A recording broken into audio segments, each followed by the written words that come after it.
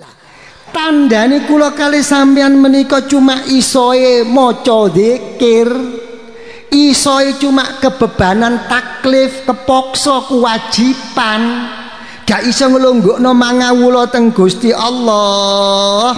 Wong sing kaya ngeten niku napa? Zikir ibadahe temen nggih ta?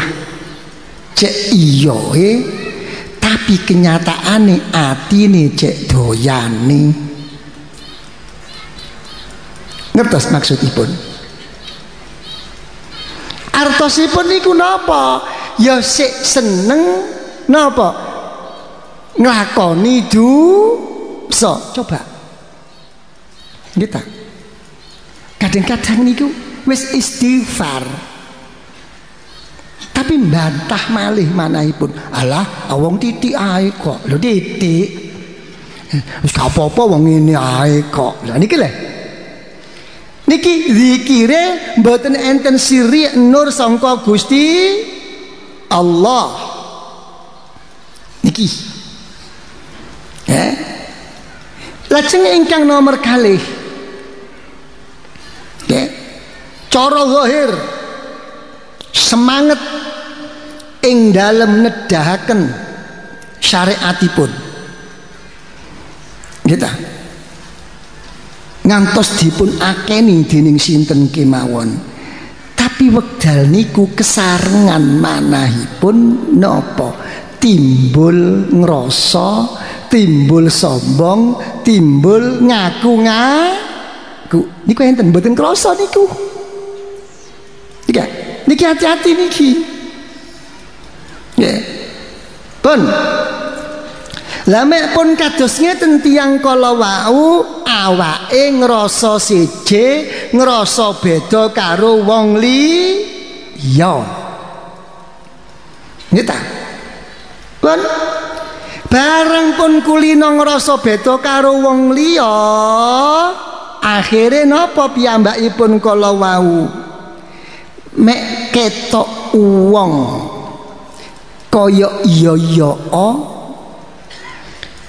mek ketok wong disemangeti ditemeni, tapi barang ibadah ijen dhewe saenake dhewe. Niki kira-kira kathah napa mboten? Nggih ta? Napa malih? Nggih ta? Cara pini tiang-tiang kanca pini sepuh nggih ta, wis biasa tampil teng permukaan nggih ta, wong pancen minangka panutan nggih, pancen sak mestine piyambakipun niku menggunakan suatu kedinesan napa mawon ingkang nderek dateng sunnati Rasulullah sallallahu alaihi wa alihi wasallam, tapi ukurane niku mboten mandeg teng niku. Ukurane niku napa? Ya apa mek awakmu waktu sembahyang, waktu zikir ijen, apa kon temeni apa ndak? Niku ukurane. Cobi kula tak takon. Nate tah kula kali sampean niku nate napa mboten? Nggih. Dalu-dalu sembayang piyambak, sembayang tahajud nggih. Lajeng kepingin nganyari kambine utawi sarunge rukuke sing anyar. Nate napa mboten? Tak salin lho. Niki mboten kraos niki. Nggih napa mboten? Napa malih menawi badhe tindakan?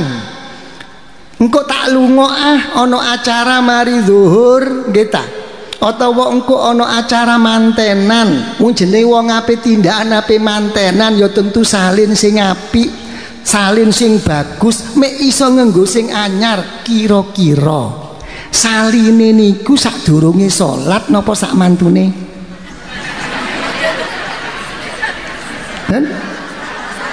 Nate tah kula kali zaman mesisan tinimbang aku salin maneh wong mari ki ape metu kok nang kota kok, wong mari ki ana acara kok, wis tak mesisano wae wis supaya engko langsung berangkat. Nate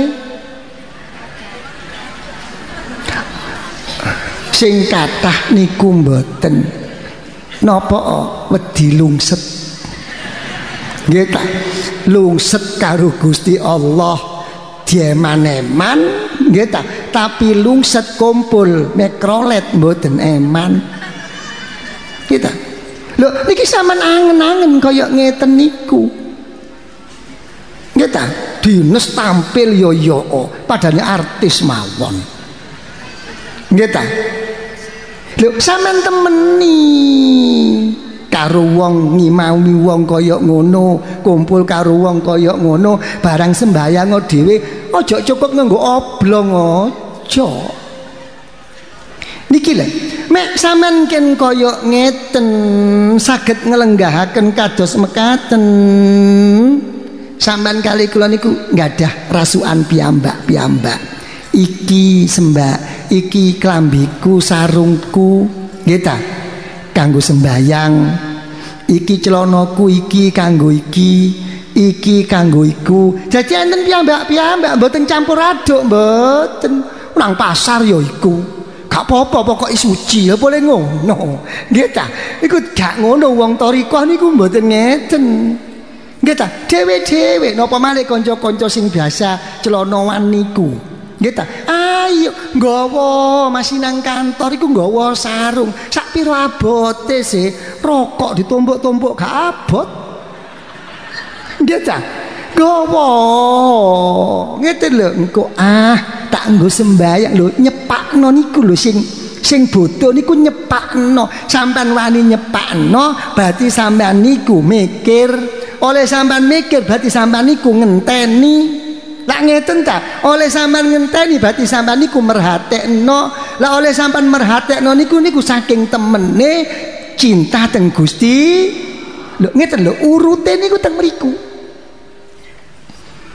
nggih sampean siapno wong celana nglencer ya iki kantor ya iki nggih napa mboten engko kulaan ya iki nggih ta nganu ya iki sampean salin napa kanca lanang sing celanawan niku ya napa iso hadir khusyuk wong ape rukuk sujud mawon pun ditarik-tarik nggih napa mboten lah ditarik napa mboten wis kepikiran napa nggih durung sing kecepit niku mungkin ajeng khusyuk ya napa nggih tak wala wong nganggo jam mawon mek jame lodok Allah krasa kok nggih napa mboten niki hati-hati kaya ngeten niku ajenge rukuk sujud nggih ta wong sejadah dienggo awake dhewe sing nganggo bendina wong pancen wis rada suwe nggih ta enten mawon setan niku rada luntur ditakok kok rada luntur ya nggih ing mongko pikirane kalih napa kalih lisane nggih maca subhana rabbiyal azim wa bihamdi sik kok bermikir lunture sejadah niki lho niki ayo didedek teng mriku nggih ta pancen nggih repot kula kalih sampean niku sing kathah pancen dialing-alingi dening Gusti Allah seneng mirsani putrane berangkat ngaji teng masjid nganggo kopiah putih nggih napa mboten nganggo baju napa kurung sarungan sampai kadang-kadang berangkat Jumatan niku seneng bapake malah gak sadar jinjinan nggih ta gundulan jadi anak niku mboten didilok minangka napa minangka satu tuntunan dituntun teng Gusti Allah mboten dipadakno golekan cuma dimacaki tok dadekno seneng sekilas wong tuane dhewe gak nemeni niki kathah napa mboten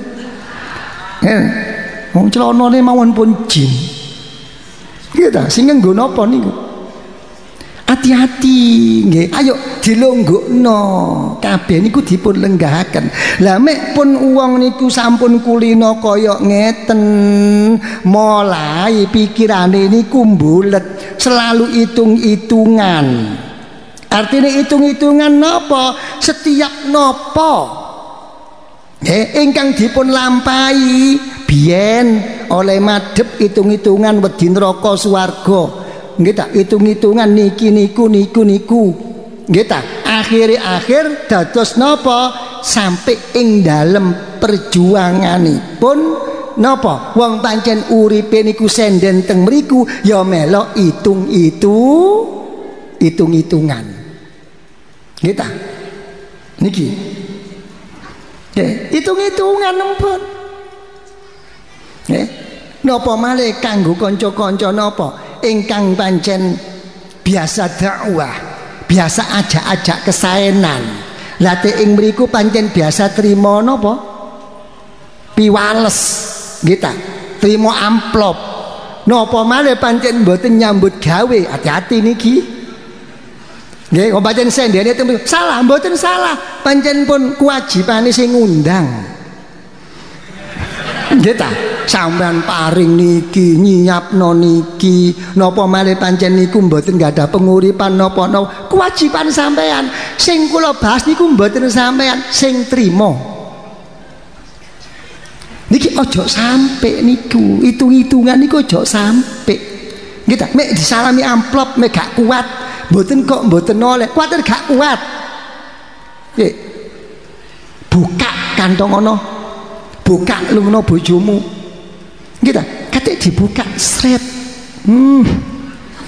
dicekel cek di cangking, dihitung, gak salah, ngitungnya mboten salah, cuma kuatir hitung wingi aku, nah gitu, nok kono sakmene, saiki kok sakmene, lho mulai niki, gitu, pun. Barang pun mulai hitung-hitung. Geta niki perhitungan. Mek pun perhitungan mulai dakwah niku ngajine niku padane wong dagang. Bahasa aku mek nang Pekalongan 200.000 geta. Mek rodok minggir titik 100.000 geta. Tapi waktune bareng persis kira-kira mek pun ngeten sing dipilih sing 100 napa 200. Hati-hati niki gak guyon niki. Nggih ta? Nggih, padha karo wong nyritakno lelakon saene, nggih ta? Tapi oleh nyritakno niku mboten sadar ndadekno bangga sombonge terus keenakan. Nggih ta? Kenakan akhire niku. Duduk no apa kesaenane wong sing kaya ngeten mek gak ndang-ndang ditobati menyang Gusti Allah kapan wae gak bakal diterima lelakoni dening Gusti. Niki hati-hati niki. Nggih, pun bareng pun biasa perhitungan, hitung-hitung napa? Sahitina li aqdarillah, mulai gak trimo. Biasanya Pekalongan nyai aku 200 lagi 150. Nah, mulai niki. Gitu. Wong biasa ketika isak ini kok sakmono. Niki. Mek pun boten trimo kados ngeten. Melebar gak nrimakno wong liya. Gitu. Wong ngono bae kok iso ngono. Lah wong ngene ae kok iso ngono. Njule lakon opo sih? Nah mulai niki diutek-utek. Wong padha wae sik semangat aku kok. Nggih ta? Sampai kadang-kadang zikire ibadah dituntutno kali Gusti Allah. Wong temen sik temen aku kok. Istiqomah sik istiqomah aku, tumaknina sik tumaknina aku. Tapi kok kenyataane kok luwe kono. Mulai niki. Nggih ta? Lah mek pun kula kali sampean kaya ngeten gak kuat akhire timbul penyakit hasud, timbul penyakit napa mboten nrimakno wong liya, akhir selalu menentang napa putusan ingkang dipun takdir dening Gusti Allah. Lho niki lho. Niki masalah ini ku dados menawi sampun mekaten napa kula kali sampean niku tujuanipun mlebu thariqah niku mboten enten malih namung setunggal mawon napa iso nglunggukno awake dhateng ngersanipun Gusti Allah.